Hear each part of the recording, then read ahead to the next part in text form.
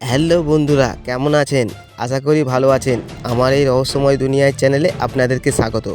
আসুন দেখাই আপনাদেরকে সেই শহর, যেই শহরে এখনও রাত্রিরে আত্মারা ঘোরাঘুরি করে বেড়ায়। ডুমাস বিচ, যেখানে রাত নামে আর জেগে ওঠে শয়তানের বাগান।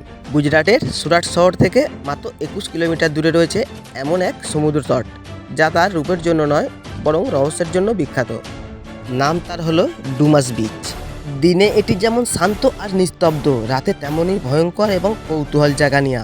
তাই স্থানীয়রা একে বলে শয়তানের বাগান, কারণ এই সৈকতের বুকে নাকি আজও ঘুরে বেড়ায় আত্মারা।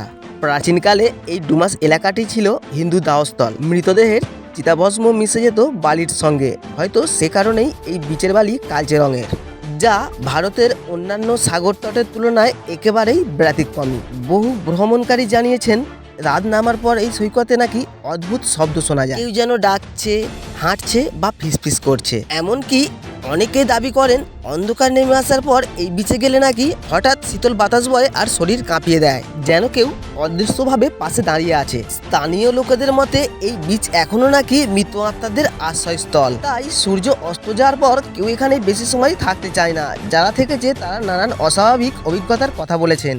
কেউ হঠাৎ নিখোঁজ হয়ে যাওয়ার ছায়া দেখেছে, কেউ বা শুনেছে মৃদু হাসির শব্দ। তবু এই রহস্যই পর্যটকদের টানে।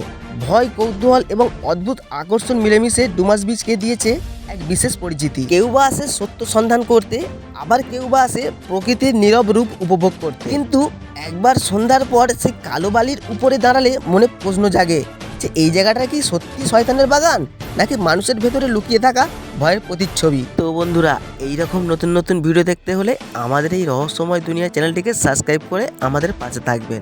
দেখা হচ্ছে পরের ভিডিওতে। সবাই ভালো থাকবেন এবং সুস্থ থাকবেন।